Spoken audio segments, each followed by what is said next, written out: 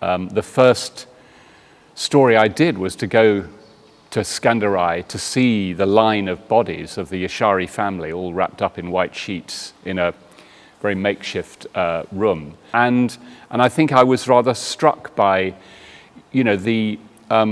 actually the insanity of what Millosheviqi had been trying to do here. I spent a lot of time, coming here to a new place. I arrived here the day after the Prekash massacre. That was the first time I came here in March 1998 when Vaughan Smith was shot and his correspondent was going back to the UK and I was taking over as the BBC correspondent. The first story I did was to go to Skanderai to see the line of bodies of the Yashari family all wrapped up in white sheets in a very makeshift room.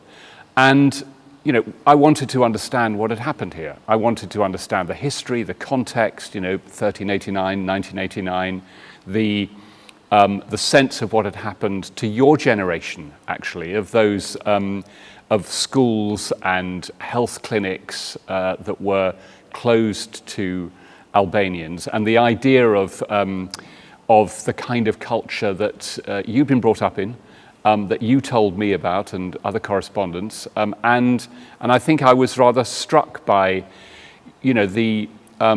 actually the insanity of what Millosheviqi had been trying to do here. It seemed to be provoking the very response that ultimately a year later came.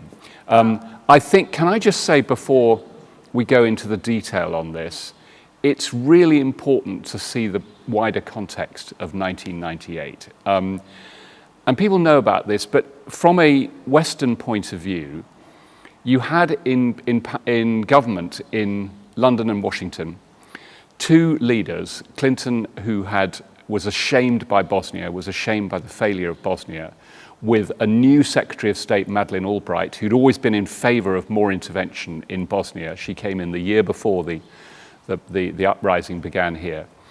And Tony Blair, elected in 1997, two governments who were in lockstep with each other on a whole series of both domestic and international issues. And Britain and America are so important in a sense of leading the Western alliance, particularly when it comes to military matters.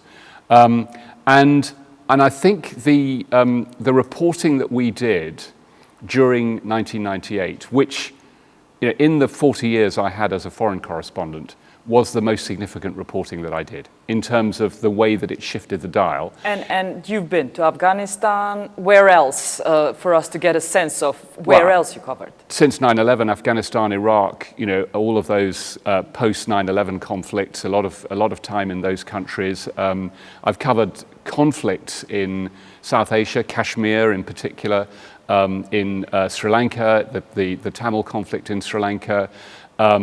But really Afghanistan as being a place that I've focused on, before and after coming to Kosovo. So much more significant because of this wider context. Because you do reporting, you report what the Taliban are doing, and the world's looking at Gaza, or the international community. It's not on their agenda. But I think in 1998 you had these leaders, particularly in London and Washington, but in other European capitals as well, who were seared by the Bosnian failure, by the way that so many civilians died in Bosnia, and that the intervention was half-hearted, too late, and they didn't want that to happen again. So in a sense, the journalism that we were doing, and I think news editors knew this, the journalism that we were doing had traction.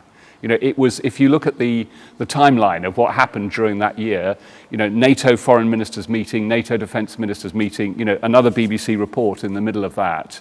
I think we were part of a, put it this way, I think Kosovan Albanians playing it in the way that they did were pushing at an open door in terms of getting significant military intervention to stop the Serbs doing what they were doing.